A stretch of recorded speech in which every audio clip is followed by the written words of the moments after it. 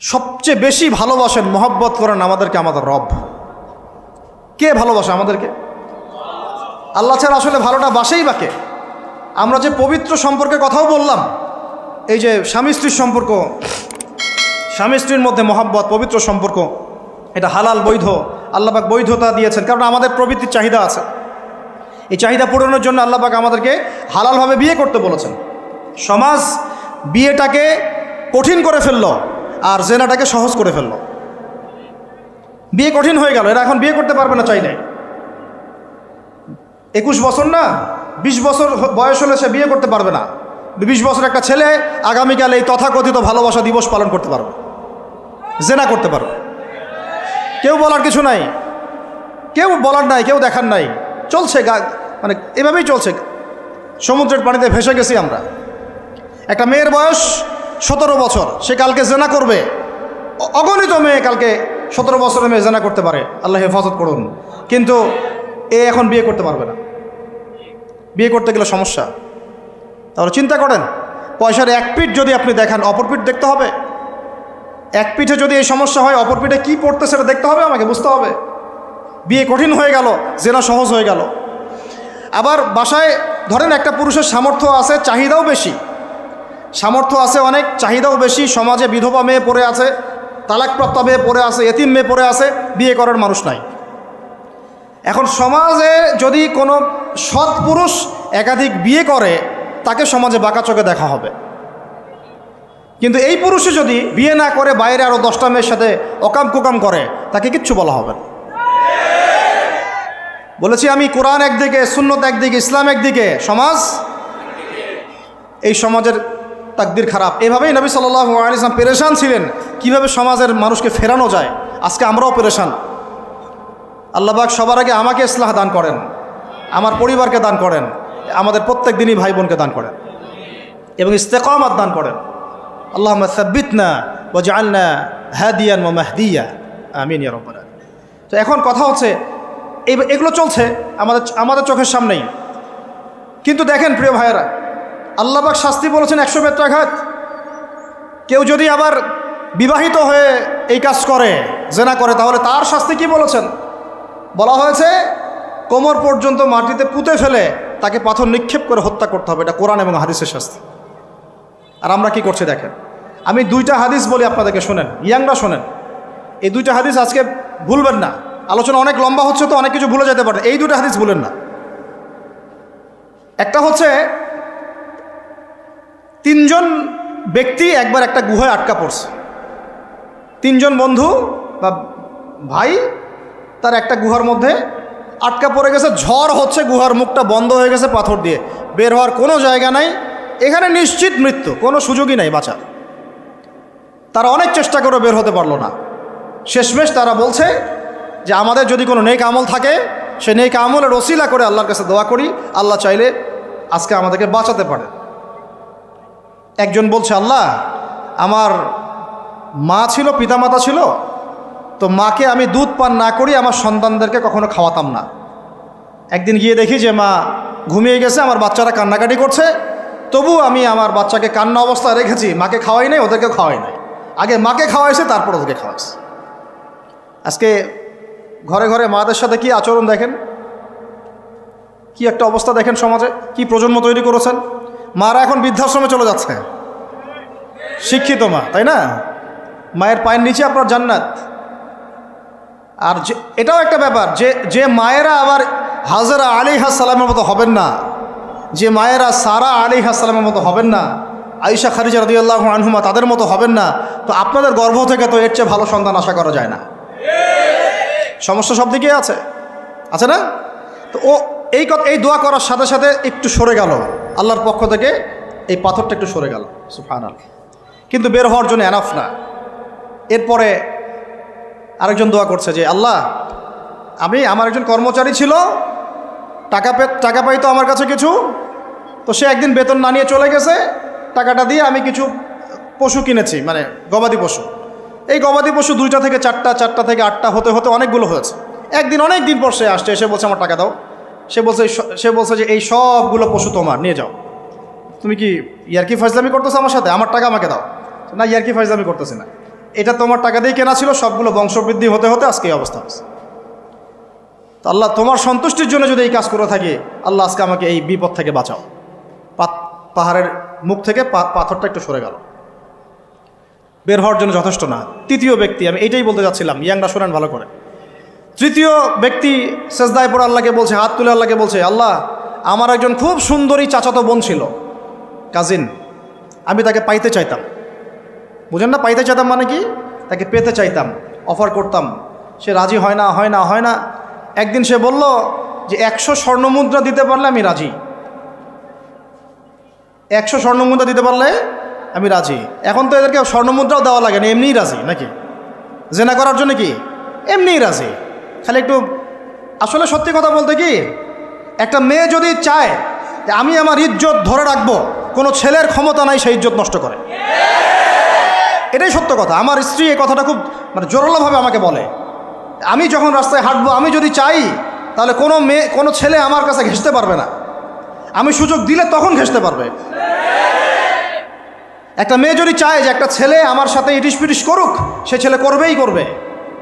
একটা মেয়ে যদি চায় যে একটা ছেলে আমার পর্যন্ত আসতে পারবে না, আমি আমার ব্যক্তিত্ব গায়রত বজায় রাখবো, আমি ডিস্টেন্স মেনটেন করবো, আমি কোনো সুযোগ দিব না, ছেলে সুযোগ পাবে না কখনো। এত সহজ না।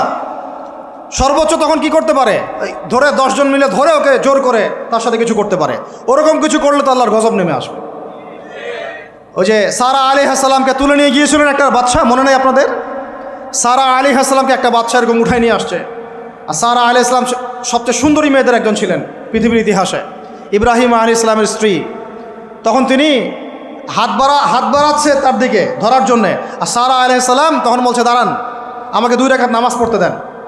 2 রাকাত নামাজ পড়ে তিনি আল্লাহর কাছে হাত তুলে বলেন, আল্লাহ তুমি জানো আমি আমার সতীত্ব, আমার ইজ্জত, আমার সম্মান আমার স্বামী ছাড়া আর কারোর সামনে কখনো প্রদর্শন করি নাই। আজকে এই জালেমের হাত থেকে আল্লাহ তুমি আমাকে বাঁচাও। ওই দিকে ইব্রাহিম আলাইহিস সালামও নামাজে দাঁড়িয়ে গেছেন। ওই জালেম বাদশা যখনই হাত বাড়ায়, হাত অবশ হয়ে যায়, মাথা ঘুরে পড়ে যায়। 3বার 4বার চেষ্টা করেছে, তারপর পারে নাই। শেষে বলেছে, তোমরা আমার কাছে কাকে নিয়ে আসছো, নিয়ে যাও একে আমার সামনে থেকে। পরে উল্টা হাজারা আলাইহিস সালামকে হাদিয়া সহ দিয়ে পাঠিয়ে দিচ্ছে। একটা মেয়ে চাইলে তার ইজ্জত সম্মান এভাবে রক্ষা করতে পারে। তোমরা জেনায় ছেলেরা লিপ্ত করেছে, কারণ তোমরা চেয়েছো বলেই করতে পারছো। তুমি ফিতনা না ছড়াতা, তুমি বেহায়ের মতো বাইরে বের না হতা, তুমি তোমার চুল খোলা না রাখতা, তুমি তোমার পোশাক ঠিক রাখতা, তোমার কথা ঠিক রাখতা, তোমার কথার মধ্যে শক্তি রাখতা, মিষ্টি মিষ্টি প্রলোভন দিতা না, বাইকের পিছনে বসতা না, চটপটি ফুচকা খাইতা না, এখানে ওখানে আড্ডা মারতা না, কোনো ছেলে তোমার কাছে আসতে পারতো না। তোমরা এই কাজ করেছো, ছেলে আসতে পেরেছে। আপনারা তো কিছু হইলে ছেলেদেরকেই দোষ দেন। ছেলেরা তো এমনি আকর্ষিত হবেই। আমি একজন ছেলে হিসেবে বলতেছি এটা না তো বিষয়টা। একটা ছেলের ফিতরত এটা, যে তার কাছে সবচেয়ে সুন্দর মনে হবে একটা মেয়েকে। এটা একটা ছেলের ফিতরত, স্বভাব ধর্ম, এটা চুম্বকের মতো আকর্ষণ করবে। আর এর উপর যখন আপনি এটাকে ফ্রি অ্যাক্সেস করে দিবেন, লাইসেন্স করে দিবেন, বেপর্দায় বের হবে, গায়ের জামা কাপড়ও ঠিক নাই, হ্যাঁ, তারপর কথাবার্তা মিষ্টি মিষ্টি প্রলোভিত টানতেছে, সিডিউস করতেছে, তখন তো একটা ছেলে মিসগাইডেড হইতেই পারে, স্বাভাবিক। ছেলেরও দোষ আছে, কিন্তু অবশ্যই এখানে মেয়েরও দোষ আছে। আমরা তো অনেক সময় ঢাকা শহরে দেখি রাত 10টা 12টা বাজতেছে, আমরা মাহফিল করে যাচ্ছি, কোনোদিন বাসায় ফিরতে 1টা 2টা 3টাও বাজে, রাত 3টার সময় ছেলে মেয়ে বাইকে করে ঘুরতেছে ঢাকা শহর। ওই মেয়েটার কি বাসায় বাবা নাই, ভাই নাই, কোনো স্বামী বা কেউ নাই, মাহারাম কেউ নাই? তো আমরা সুযোগ দিচ্ছি বলেই তো আমাদের ঘর পর্যন্ত ঢুকতে পারছে। সবার আগে মেয়েদেরকে শক্ত হইতে হবে। আর মেয়ের বাবা যারা, আমি তো নিজেও মেয়ের বাবা, আমরা বাচ্চাদের সাথে সময় কাটাই আর ভাবি যা কী যে হবে ভবিষ্যতে আল্লাহ ভালো জানেন। কিভাবে মেয়েকে মানুষ করব, কিভাবে সতীত্ব রক্ষা করবে আমাদের মেয়েরা। যতদিন পর্যন্ত এদের হাতে মোবাইল ফোন ছিল না, ইজ্জত ঠিক ছিল। মোবাইল ফোনটা যখনই ঢুকেছে, ইজ্জত নষ্ট হয়ে গেছে। বহু মেয়ের আমি এরকম জানি, বলতে চাচ্ছি না। যাই হোক, ওই জায়গায় আসেন, ওই ছেলেটা তখন 100 স্বর্ণমুদ্রা অর্জন করেছে, কষ্ট করে আর্ন করেছে। যে আপনাদেরকে বলে যে নিজের পায়ে দাঁড়াও, তারপরে তোমার সাথে রাজি। সে অনেক কষ্ট করে 100 স্বর্ণমুদ্রা অর্জন করে মেয়ের কাছে গিয়েছে, চাচাতো বোনকে বলেছে যে স্বর্ণমুদ্রা নাও, এখন বলো তুমি রাজি না। সে মেয়ে বলছে হ্যাঁ ঠিক আছে। তো এখন দুজনের মধ্যে যা হওয়ার তাই হচ্ছে, অ্যাডাল্ট আপনারা সবাই বুঝেন। কিন্তু এখন মূল যে কাজটা, স্বামী স্ত্রীর যে মূল মিলন, এই মিলনটা করার জন্যে সেই ছেলেটা বসছে। হাদিসের মধ্যে আসছে এভাবে, দুই পায়ের মাঝখানে বসে পড়ছে ছেলেটা, মানে এখনই জাস্ট শুরু করবে। তখন ওই মেয়েটা বলে উঠছে যে হে আল্লাহর বান্দা, আল্লাহকে ভয় করো, আমি আমার সতীত্ব কখনো নষ্ট করি নাই, তুমি আল্লাহকে ভয় করো। এই কথাটা যখনই বলছে তখন ওই ছেলের মনের মধ্যে এমনভাবে একটা রিয়াকশন জন্ম নিয়েছে, আল্লাহর পক্ষ থেকে একটা এমন একটা নূর আর হেদায়েত চলে আসছে, ওই অবস্থা থেকে ছেলেটা উঠে চলে গেছে এবং স্বর্ণমুদ্রাও দিয়ে দিচ্ছে, যে স্বর্ণমুদ্রাও আমার দরকার নেই, যা। এবার সেই গুহার মধ্যে বন্দি অবস্থায় আল্লাহর কাছে হাত তুলে দোয়া করতেছে, আল্লাহ তুমি যদি জানো ওই কাজটা আমি তোমার সন্তুষ্টির জন্য করেছিলাম, আজকে আমাকে এই সাক্ষাৎ এই মৌতের হাত থেকে বাঁচাও। সাথে সাথে এই পাথর সরে গেছে। এই হাদিসটা আমি এই কারণে বললাম, যদি আপনি আমি জেনা থেকে বেঁচে থাকতে পারি, ইনশাআল্লাহ তাআলা আল্লাহ পাক সাক্ষাৎ মৃত্যুর মতো এই আযাব থেকেও, বিপদ থেকেও আল্লাহ বাঁচাতে পারেন। এটা একটা হাদিস, সবাই মনে রাখবেন। দ্বিতীয় একটা বলি, এটা আমাদের সব বিবাহিতদের জন্য। আজকে তো বিবাহিতরাও অভাব নাই, আর আমি আশ্চর্য হয়ে যাই যে বিবাহিত একটা ছেলে, বিবাহিত একটা পুরুষ তার স্ত্রীকে এভাবে বেহায়ার মতো কিভাবে সবার সামনে শো করতে পারে। বিয়ে আপনি করলেন, মোহর আপনি দিলেন, সম্পদ আপনার, তার সতীত্ব আপনার, তার সম্ভ্রম আপনার, আপনি নিজে কেন ওকে এভাবে সবার সামনে উত্থাপন করতেছেন? টিকিট আপনি কাটলেন, সিনেমা সবাই দেখবে, ব্যাপারটা এরকম। কি অবস্থা! আবার কোনো কোনো ঘরে দেখা যায় স্বামীরা কন্ট্রোল করতে চাচ্ছে, কিন্তু মেয়ে বা স্ত্রী কন্ট্রোলে থাকতে চায় না। স্বামীকে বলো তুমি বেশি হুজুর হয়ে গেছো, বেশি বেশি হুজুর হয়ে গেছো। এই যুগে এগুলো চলে, এটা আধুনিকতার মডার্ন যুগ।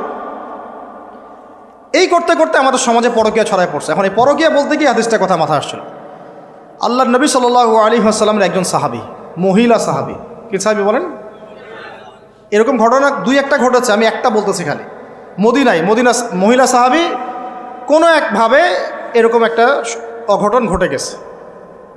মানুষ তো হতে পারে, কি মানুষ তো পাপ করবে, তাই না? হতে পারে। এখন তিনি গর্ভবতী হয়ে গেছেন। নবী সাল্লাল্লাহু আলাইহি ওয়াসাল্লামের কাছে এসে বলছেন, ইয়া রাসূলুল্লাহ তাহিরনি, আমাকে পবিত্র করেন, আমি অনেক বড় অন্যায় করে ফেলেছি। নবী সাল্লাল্লাহু আলাইহি ওয়াসাল্লাম মুখ ঘুরিয়ে নেন, মুখ ঘুরিয়ে নিয়ে বলেন যে বাসায় যাও, তওবা করো, আল্লাহ মাফ করে দিবে।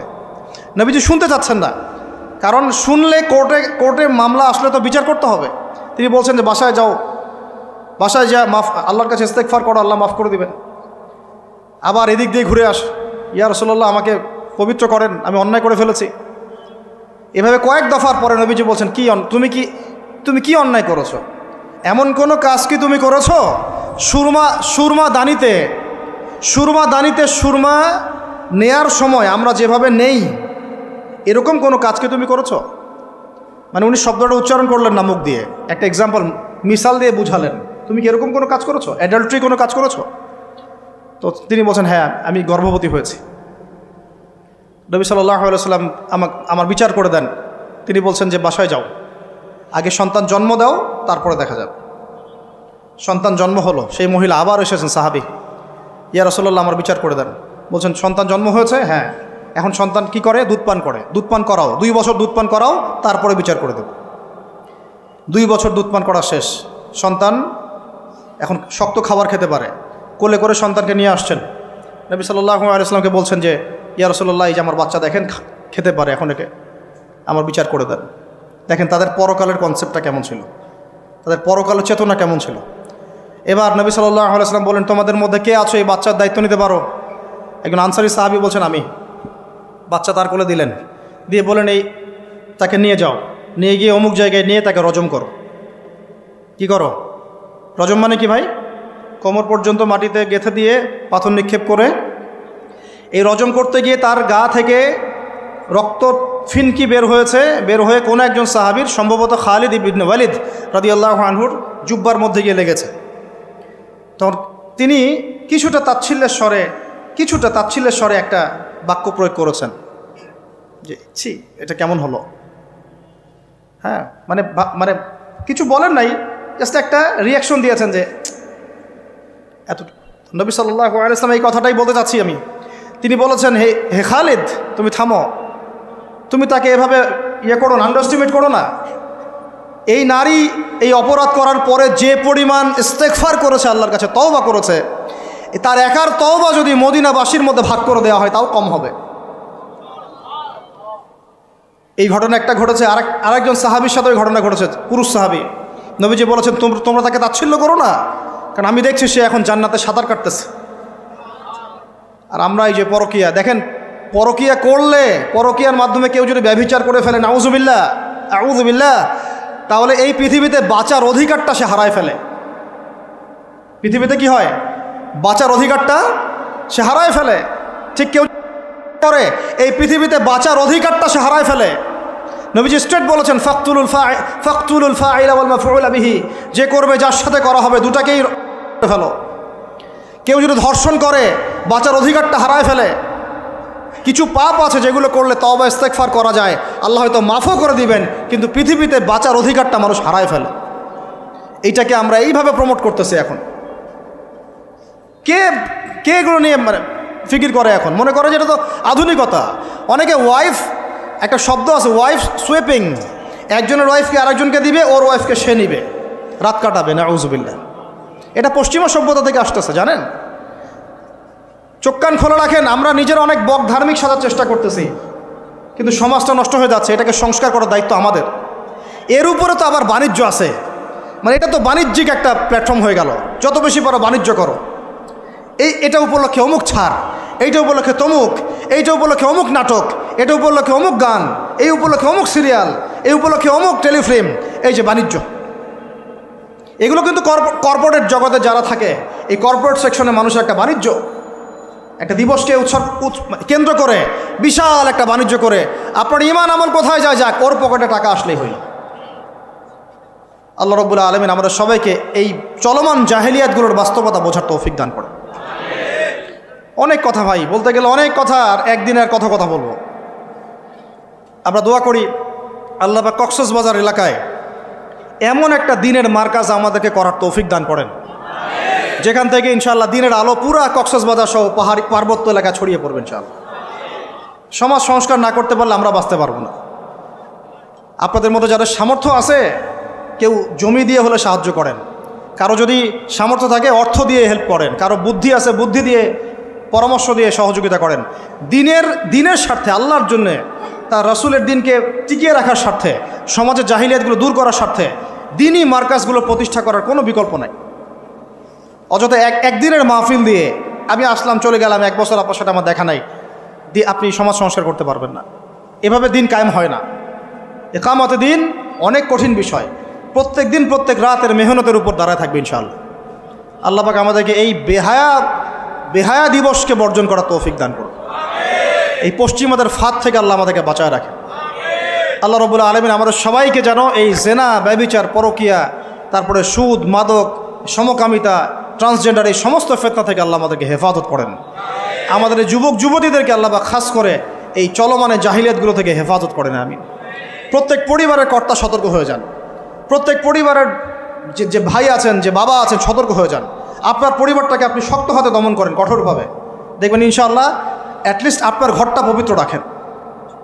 সবাই যার যার পরিবারের দায়িত্ব নেই, ইনশাআল্লাহ দেখবেন সমাজ ঠিক হয়ে গেছে। ইনশাআল্লাহ আমার স্ত্রীকে আমি এইসব করতে দিব না, ওর ক্ষমতা আছে করবে, করলে ওকে আমি তালাক দিয়ে রেখে দিব, শেষ, সোজা কথা। ও আমরা এইভাবেই কথা বলি বাসায়, এক কথায় চলবা, এক কথায় উঠবা, এক কথায় বসবা, দ্বিতীয় কথা যেন বলতে না হয়। একদিন একটা ইস্যু নিয়ে মানে ঝগড়া তুল কালাম হয়ে গেল। আমি রাগ কন্ট্রোল করতে পারলাম না। বলছিলাম যে হাত মোজা ভালো করে পড়তে। হাত কথা বলার সময় দেখেন, যদি আমি হাতে ভাবে উঁচু করি দেখা যায় এতটুকু। আমি বাসায় গিয়ে বলছিলাম যে হাত মোজা খুব ভালো করে এই পর্যন্ত পড়তে। এইটুক নিয়ে মনে হয় আমি 10 মিনিট ঝাড়ি দিয়েছি, মানে বকা দিয়েছি আর কি। একদম মাথা নিচু করে শুনছে, একটা কথা বলে নাই। আমি আমার পরিবারকে ঠিক করলে কেন আমার মানে স্ত্রী বাইরে যাবে, কিভাবে যাবে? আমি বলতেছি না যে সে বাইরে যাইতে পারবে না, প্রয়োজনে তার প্রয়োজন পূরণ করতে পারবে না, এমন তো না বিষয়টা। বেপর্দায় এভাবে যাবে কেন? বেপর্দায় ফিতনার মধ্যে কেন যাবে? আমার মেয়ে, আমি জন্ম দিলাম, আমি বড় করতেছি, আমি খাওয়াই বলতে মানে কি আমরা উপার্জন করি, আমরাই খেতে খাওয়াই নাকি? আমরা ওসিলা না রিজিকের? আমরা কামাই রোজগার করে নিয়ে আসি। আমি খাওয়াই বলতে বোঝাচ্ছি আমরা কামাই রোজগার করে নিয়ে আসি, আমাদের ভালোবাসা দিই, মহব্বত করি, তিলে তিলে আদর মহব্বত দিয়ে বড় করি। আমার মেয়ে কেমন করে বাইরে যায়? কেমন করে বাইরে যাবে? কোন সাহসে যাবে? আমি বাবা হয়ে বেঁচে থাকতেও কীভাবে যাইতে পারে? গেলে ওকে একদম খাওয়ার বন্ধ করে দিবেন। আমার ছেলে বালেগ হয়েছে, নামাজে যাবে না কেন? যাবে না কেন? যদি না যায় আমি ওর খাওয়া বন্ধ করে দিব। শাসন করতে হবে সবসময়, কিন্তু মিষ্টি কথা চিরা ভিজে না। আল্লাহ পাক কোরআনের মধ্যে হেদায়েত দিতে উৎসাহিত করেছেন, এখানেই আবার আইনগুলো নাজিল করেছেন। মানে সবসময় মানুষকে দাওয়াত দিয়ে বুঝিয়ে সুঝিয়ে কাজ হয় না, মাঝে মাঝে পিটানো লাগে, লাগে না? শাসন লাগে না? লাগে। তো আমরা যদি আমাদের পরিবারের মেয়েদেরকে নিয়ন্ত্রণ করতে পারি, ছেলেদেরকে নিয়ন্ত্রণ করতে পারি, দেখবেন আস্তে আস্তে ইনশাআল্লাহ এটা কমে গেছে। আর যদি এভাবেই গা ছাড়া দিয়ে দেন, আমি বলেছি বেশি দিন লাগবে না, আর 10টা বছর পরে নাউজুবিল্লাহ আমরা আশ্রয় চাই আল্লাহর কাছে, এমনটা যেন না হয়। দেখবেন যে এটা এমন হারে বেড়ে গেছে যে ঘরে ঘরে সমকামিতা ঢুকে যাইতে পারে। নাউজুবিল্লাহ। এই তাদাত, এই সংখ্যা দিন দিন বাড়তেছে। আপনাদের শহরে, আপনাদের এই অনেক এই যে এখানে আমি অনেক মাহফিল করেছি, অনেকেই আমাকে চিরকুট দিয়েছিলেন যে ভাই এখানে বেড়ে যাচ্ছে, এই বিষয়ে কিছু বললেন। চিন্তা করেন, ভিতরে ভিতরে এগুলো চলতেছে, হোটেলে চলতেছে। আপনারা ভালো মানুষে যে বসে থাকলে হবে না। এত ভালো মানুষ হতে আল্লাহ পাক বলেন নাই। আল্লাহ পাক বলেছেন সৎ কাজে আদেশ করো, অসৎ কাজে কি করো? নিষেধ করো। এবং আপনি আপনার জায়গায় আল্লাহ বিরোধী কোনো কিছুকে প্রশ্রয় দিবেন না। ব্যাস, সরকার কোথায় যায় যাক, প্রশাসন কি করে করুক, ওটা আমার দেখার দরকার নেই। আমি আমার জায়গা থেকে আল্লাহ এবং রাসূলের বিরুদ্ধে কোনো কাজ করব না। সিম্পল। এই যে ইতিহাসটা ওরা জানতো না, এই সেন্ট ভ্যালেন্টাইন্সের ইতিহাসটা বলো, ওরা কি জানে? এই যে কত সালে এটা বাংলাদেশে আসছে, ওরা আসলে জানে? কে নিয়ে আসলো? দেখেন, ওটা বললামই, ওটা আনার পরে জেনা, ব্যভিচার, ফ্রি মিক্সিং, বাণিজ্য সব বেড়ে গেল। এটাকে কেন্দ্র করে কর্পোরেটরা এখন বাণিজ্য করতেছে। শুধুমাত্র এই দিবসে শুনেন, আর এগুলো বলতে চাইনি, আমি বলতে বাধ্য হচ্ছি, শুধুমাত্র এই দিবসে কোটি কোটি টাকা বিক্রি হয়, জানেন? এটা শুধু কয়েকটা কান্ট্রির পরিসংখ্যান। সারা বিশ্বের পরিসংখ্যান দিলে তো আপনার চোখ কপালে উঠে যাবে। কি হচ্ছে আর কি হচ্ছে না। যেখানে আল্লাহ রাব্বুল আলামিন বলছেন চোখ নিচু করো, কাছেও যেও না, ওটা তো কোরআনে পড়ে থাকলোই, ওটাকে লঙ্ঘন করে জেনা হচ্ছে, ব্যভিচার হচ্ছে, অবৈধ সম্পর্ক হচ্ছে, প্রচুর ধর্ষণ হবে কালকে। আর ধর্ষণ হলে আমি বলবো শুধু ছেলেটা দায়ী না, মেয়েরাও দায়ী আছে। তোমাকে মাহরাম ছাড়া কে বের হইতে বলছে? মাহরাম ছাড়া একটা মেয়ের হজ ফরজ না। মনে করেন আপনার ঘরে একজন মহিলা আছেন যার মাহরাম নাই, তার উপর হজই ফরজ হয় নাই। তো মাহরাম ছাড়া যার হজই ফরজ হয় না, তাকে মাহরাম ছাড়া এভাবে হোটেলে একটা ছেলের সাথে বাইকে যেতে কে বলছে? বলেন। মাহরাম ছাড়া একটা মেয়ের সফর জায়েজ নাই, হজও জায়েজ নাই, হজ করার দরকারই নাই, সে ঘরে থাকবে, ওইটাই তার জন্য বেশি গুরুত্বপূর্ণ, ওটাই হুকুম আল্লাহ পাকের। আর সে মাহরাম ছাড়া এইভাবে এখানে ওখানে ঘুরে বেড়াবে, ছেলের সাথে আড্ডাবাজি করবে, টাঙ্কি মারবে, চটপটি ফুচকা খাবে, এরপর 4-5টা ছেলে মিলে ওকে ধর্ষণ করে দিলে সব দোষ ওই ছেলের উপর আসবে? আমার তো মন চায় যে প্রথমে আগে এই মেয়েগুলোকে শায়েস্তা করি। হ্যাঁ, ছেলেগুলোকে তো করবোই, আগে মেয়েগুলোকে করি। শুধুমাত্র ওয়াজ নসিহত করে কাজ হবে না, সবাইকে কঠোর হতে হবে। আপনি আমাকে বলেন তো দেখি, আপনার মেয়ে কোনো একটা ছেলের সাথে অবৈধ সম্পর্ক করেছে, আপনি কি এটা মেনে নেবেন?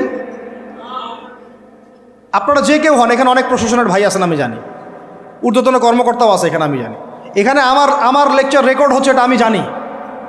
আপনি আমাকে বলেন বা আপনার সিনিয়রদেরকে বলান এই কথাগুলো মেসেজ পৌঁছান, তাদের ঘরে যদি তাদের মেয়ে কোনো ছেলের সাথে অবৈধ সম্পর্ক করে তারা কি মেনে নিবে? তাদের মেয়েকে যদি কেউ ধর্ষণ করে তারা কি মেনে নিবে? আপনার ছেলেটা যদি সমকামী হয় আপনি কি মেনে নেবেন? আপনার বাসায় যদি কালকে একটা ছেলে এসে বলে যে আপনার মেয়ে এসে বলে যে বাবা আমি ওকে ভালোবাসি, ওর সাথে বিয়ে করার আগে আমি যৌন সম্পর্ক করে ফেলছি, আপনি কি মেনে নেবেন? আপনি যদি জানতে পারেন কালকে আপনার মেয়ে গর্ভবতী হয়ে গেছে, আপনি কি মেনে নেবেন? আপনি যদি জানেন কালকে আপনার ছেলে আপনাকে এসে বলছে বাবা আমি একটা ছেলেকে নিয়ে আসছি, ও ছেলেটা আসলে বাইরে ছেলে, ভিতরে ভিতরে মেয়ে, তাই আমরা বিয়ে করে ফেলছি, আপনি কি মেনে নেবেন? তো এটা নবী সাল্লাল্লাহু আলাইহি ওয়াসাল্লামের ফিলোসফি ছিল। একজন সাহাবী এসে বলেছিলেন, ইয়া রাসূলুল্লাহ, আমি ইসলামের সব মানতে প্রস্তুত আছি, খালি আমাকে জিনা করার অনুমতি দেন। নাউযুবিল্লাহ। সাহাবীরা রাগ হয়ে গেছেন, এই কার সাথে কি কথা বলো, বেয়াদবি করতে। নবী সাল্লাল্লাহু আলাইহি ওয়াসাল্লাম বললেন, দাঁড়াও, তাকে ছাড়ো, আমি বুঝাচ্ছি। নবীজি তখন বললেন, দেখো, তুমি যে প্রস্তাবটা আমাকে দিলা, ইসলামের সব তোমার ভালো লাগে, কিন্তু জেনা করতে চাচ্ছ, তো এখন বলো তো দেখি, তোমার মায়ের সাথে কেউ যদি এমন করে তুমি কি রাজি হবা? সে বলছে না। তোমার খালার সাথে করলে না, তোমার বোনের সাথে না, তোমার স্ত্রীর সাথে না। তাহলে যেটা তুমি অন্যের ক্ষেত্রে চাচ্ছ না, পছন্দ করো না, সেটা কেন তুমি তোমার ক্ষেত্রে চাচ্ছ?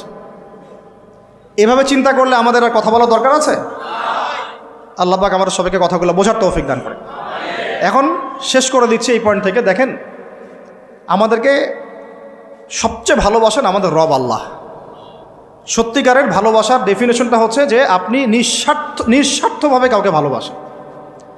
আমাদের আশপাশে যারা আছে, যারা হালাল, ইভেন হালাল, আমার মা, আমার বোন, আমার বাবা, আমার স্ত্রী, আমার ছেলে, আমার মেয়ে, এদেরও যদি কখনো স্বার্থে আঘাত পড়ে, দেখবেন সেও আপনার পাশ থেকে সরে যাচ্ছে। এমন হয় নাই কখনো? আপনার বন্ধু, আপনার ব্যবসার পার্টনার, আপনার বস, আপনার কলিগ, ওদের স্বার্থে আঘাত হলে ওরাও সরে যাচ্ছে পাশ থেকে, জিগরি দোষ সরে গেল পাশ থেকে, হয় না এমন? ভালোবাসা দুই প্রকার। বলেন কয় প্রকার? আমার সাথে বলেন, এখানে শেষ করে দিব 10টা মিনিট। ভালোবাসা কয় প্রকার? একটা হচ্ছে নিঃস্বার্থ ভালোবাসা। কি স্বার্থ? কোনো স্বার্থ নাই, নিঃস্বার্থভাবে ভালোবাসা। একটা হচ্ছে কোনো না কোনো স্বার্থ জড়িত আছে এমন ভালোবাসা। আপনার স্ত্রীর চাহিদাও যদি আপনি পূরণ করতে ব্যর্থ হন, দেখবেন স্ত্রীর সাথে আপনার গণ্ডগোল লেগে যাচ্ছে, যদিও সে হালাল, বৈধ, তাই না? এমন হয় না অনেক সময়? আমি তো অনেক দিন বলেছি, অনেক দিন আগেও বলেছি, 5 বছর 6 বছর আগে, যে মানুষ আসলেই মানুষের অবস্থানকে মূল্যায়ন করে। ভিতর থেকে মানুষকে শুধু মূল্যায়ন করে আল্লাহ রাব্বুল আলামিন। না হলে কি হতো? এই যে এত অন্যায় আমরা করেছি, আল্লাহ পাক কি আমাদেরকে ছেড়ে দিয়েছেন, ফেলে দিয়েছেন, গজবে ধ্বংস করে দিয়েছেন? এই যে আল্লাহ পাক যে আমাদেরকে মহব্বত করেন, ভালোবাসেন, তার প্রমাণ এগুলো। আল্লাহ পাক চান যে আমরা যেন ফিরে আসি। আল্লাহ পাক বলছেন, সারা দুনিয়ার সমান গুনাহও যদি সে করে ফেলে, আসমানের সমানও গুনাহ করে ফেলে, খালি তওবা করে ফিরে আল্লাহকে বলবে, আস্তাগফিরুল্লাহাল্লাযী লা ইলাহা ইল্লা হুয়াল হাইয়ুল কাইয়্যুম ওয়া আতুবু ইলাইহি। আল্লাহ পাক বলছেন, খালেস তওবা করলে গুনাহ তো মাফ করে দিবই, আগের গুনাহগুলোকে নেকি দিয়ে পরিবর্তন করে দিব।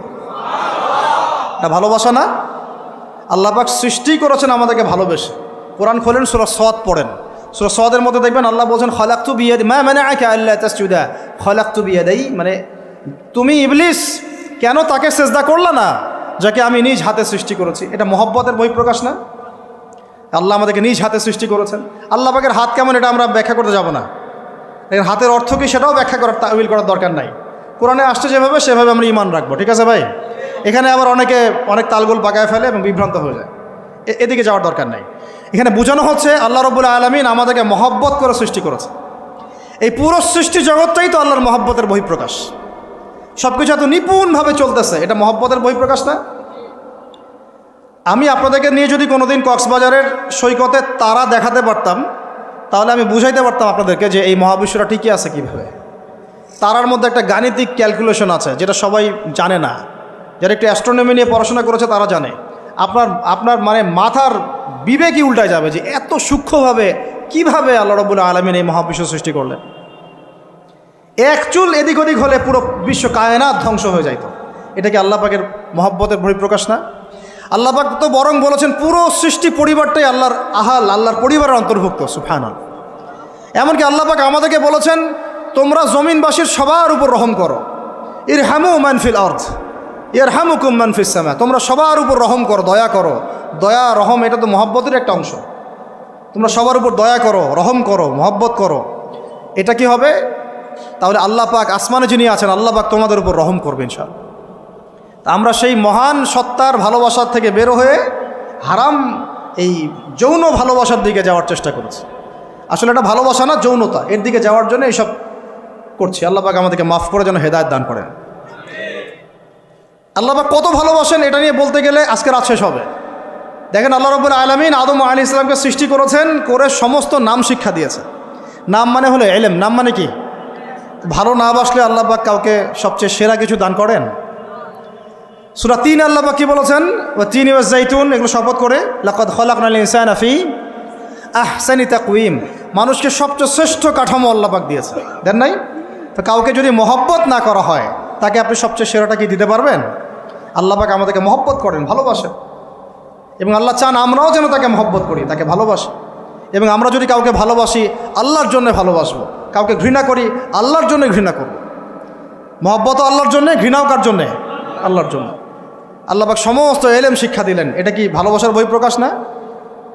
নূহ আলাইহিস সালামের কওম দীর্ঘদিন আল্লাহর কথা শোনে না, আল্লাহ পাক সবর করলেন, ধৈর্য ধরলেন, গজব দিলেন না, শেষ পর্যায়ে গিয়ে আযাব দিয়েছেন। এই যে আল্লাহ পাক সুযোগ দেন, সময় দেন, এটাকে আল্লাহ পাকের ভালোবাসা, দয়া না? এরকম প্রত্যেকটা কওমের ক্ষেত্রে হয়েছে। আমি তো ফিল করলাম এই ভালোবাসা নিয়ে ঘাটাঘাটি করতে গিয়ে যে আসলে আল্লাহ পাক যে আমাদেরকে সবচেয়ে বেশি মহব্বত করেন তার সবচেয়ে বড় নিদর্শন কি জানেন? আমাদের কাছে আল্লাহ রাব্বুল আলামিন আল কোরআনের মতো কিতাব নাজিল করেছেন, আর আমাদেরকে আল্লাহ পাক নবী মুহাম্মদ সাল্লাল্লাহু আলাইহি ওয়াসাল্লামের উম্মত বানাইছেন। আল্লাহ পাক যে নবী মুহাম্মদ সাল্লাল্লাহু আলাইহি ওয়াসাল্লামকে এই দুনিয়াতে পাঠিয়েছেন না, এটাই সবচেয়ে বড় মহব্বত, সবচেয়ে বড় রহমত। কারণ তার সুন্নতে এমন কিছু নাই যেটা আপনি খুঁজে পাবেন না। আর তিনি আমাদেরকে যে মহব্বত করতেন, মুহাম্মদ সাল্লাল্লাহু আলাইহি ওয়াসাল্লাম আমাদেরকে যে মহব্বত করতেন, তিনি আমাদেরকে বলতেন যে আমরা তার ভাই। আমরা তার কি ভাই? মানে কি মায়ের পেটের ভাই? এটা বোঝানো হয় নাই। একটা হাদিসে তিনি বলেছেন আমি তো পিতৃতুল্য, তার মানে কি সত্যি সত্যি বাবা সন্তানের সম্পর্ক? রুহানি পিতা। তিনি কি ইমাম নন?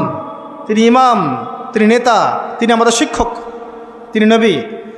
তো তিনি আমাদেরকে যে মহব্বত করতেন, তিনি একদিন বলছিলেন নবী সাহাবীদের সামনে, কাশ আমি যদি আমার ভাইদেরকে দেখতে পেতাম।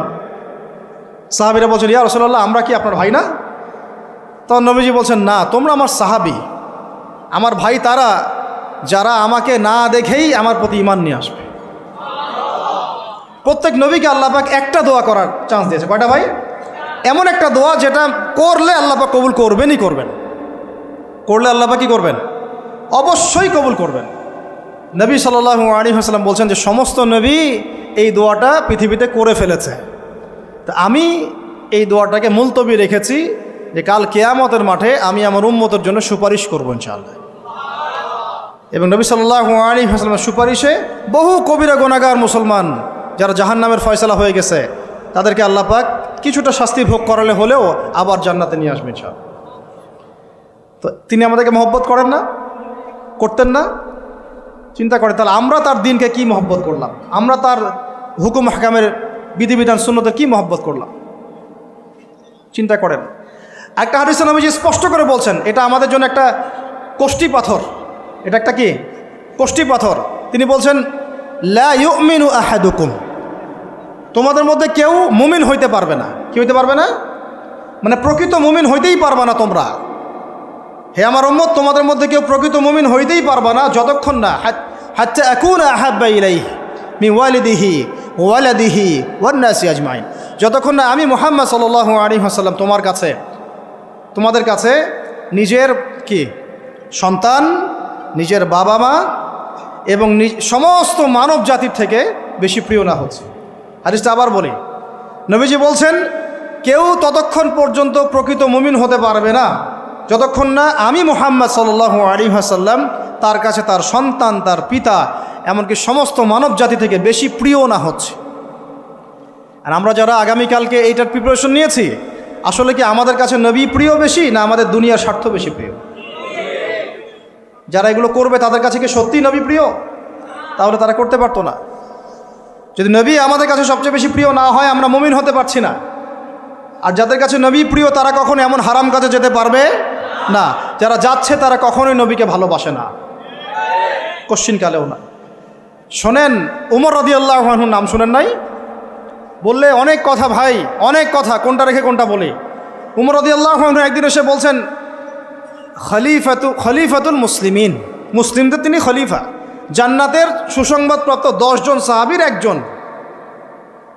জান্নাতের সার্টিফিকেট পেয়েছেন পৃথিবীতে কয়জন সাহাবী? একটা হাদিসে একসাথে 10 জন, ওই 10 জনের অন্যতম একজন, যিনি এমন শাসন ব্যবস্থা পৃথিবীতে প্রতিষ্ঠা করেছিলেন যার মতো মিসাল এখন পর্যন্ত পৃথিবীতে আর দেখা যায় নাই। একটা হাদিসে আসছে, যে রাস্তা দিয়ে ওমর হাঁটে ওই রাস্তা দিয়ে শয়তান হাঁটে না। কি বুঝলেন? শয়তান যদি দেখে ওই যে ওমর, ও আর ওই যাবে না ওই রাস্তার মধ্যে। এই হচ্ছে ওমর ইবনুল খাত্তাব। আমার পরে কোনো নবী নাই, নবীজি বলছেন আমার পরে কোনো নবী নাই, লা নবিয়্যা বা'দি, আমার পরে কোনো নবী নাই। যদি হতো তাহলে ওমর হতো, যদি হতো তাহলে ওমর হতো। অন্য একটা হাদিসে আসছে, আমার পরে কোনো নবী নাই, তবে তুমি আমার, এটা অন্য সাহাবী সম্পর্কে, আলী ইবনে আবি তালেব সম্পর্কে, তুমি আমার জীবনে তেমন মূসার জীবনে হারুন ছিল যেমন। এটা হচ্ছে আলী ইবনে আবি তালেব। তো এখানে কথা হচ্ছে ওমর রাদিয়াল্লাহু আনহুর মতো মানুষ নবীর কাছে এসে বলছেন সাল্লাল্লাহু আলাইহি ওয়াসাল্লাম, ইয়া রাসূলুল্লাহ ওয়াল্লাহি লা উহিব্বুক, আল্লাহর কসম করে বলছি আমি আপনাকে অনেক মহব্বত করি, ইল্লা মিন নাফসি, আমার নফসের চেয়ে বেশি না, মানে আমি আমার জানের চাইতে আপনাকে বেশি মহব্বত করি না। কথা কি বুঝতে পারতেন কি? মানে আমি আপনাকে অনেক মহব্বত করি ইয়া রাসূলুল্লাহ, সব কিছু থেকে বেশি মহব্বত করি, কিন্তু আমার নিজের জানের চেয়ে বেশি না। নবী সাল্লাল্লাহু আলাইহি ওয়াসাল্লাম বলছেন, লা ইয়া ওমর, এখনও মুমিন হওনি ওমর। কাকে বলছেন? কাকে বলছেন? জান্নাতের সার্টিফিকেট প্রাপ্ত একজন মানুষকে, লা ইয়া ওমর, এখনও হওনি। তখন নবী সাল্লাল্লাহু আলাইহি ওয়াসাল্লামকে তিনি একটু পরে আবার বলছেন, ইয়া রাসূলুল্লাহ ওয়াল্লাহি আলান, এখন লা হাব্বা ইলাইয়া মিন কুল্লি শাই হাত্তা মিন নাফসি, এখন থেকে আপনি আমার কাছে সবচেয়ে বেশি প্রিয় সব কিছু থেকে, এমনকি আমার নফসের থেকেও বেশি প্রিয়। তখন নবীজি বলছেন, আলান ইয়া ওমর, হ্যাঁ এখন ওমর, এখন তুমি মুমিন হলে। তাহলে যারা আমরা নবীর সুন্নতের খেলাফ এইসব অপসংস্কৃতি, নোংরামি, জেনা, ব্যভিচার, কনসার্ট, নাটক, সিনেমা, পরকিয়া, এইসব তথাকথিত ভালোবাসা দিবস, এই জেনা দিবসগুলো পালন করছি, আমরা কি আসলেই নবীকে ভালোবাসি? আমরা কি সত্যি আল্লাহকে ভালোবাসি? আল্লাহ পাক আমাদেরকে বোঝার তৌফিক দান করেন না, জাহিলিয়াত থেকে ফিরে আসার তৌফিক দান করেন। এরকম প্রচুর ঘটনা। ভালোবাসা তো এগুলোর নাম। ভালোবাসা কাকে বলে জানেন? সাহাবীরা বাসায় যেতেন, আবার দৌড় দিয়ে আসতেন নবী সাল্লাল্লাহু আলাইহি ওয়াসাল্লামের চেহারাটা একটু দেখার জন্য। এটা নাম ভালোবাসা। আপনারা যদি উমরা করতে যান, হজ করতে যান, দেখবেন বারবার আপনার নবীর রওজায় গিয়ে সালাম দিতে মন চাইবে, যে আরেকবার দেখা করে আসি, আরেকটু দেখা করে আসি, আরেকবার সালাম দিয়ে আসি। ভালোবাসা কোনো স্বার্থ আছে এখানে?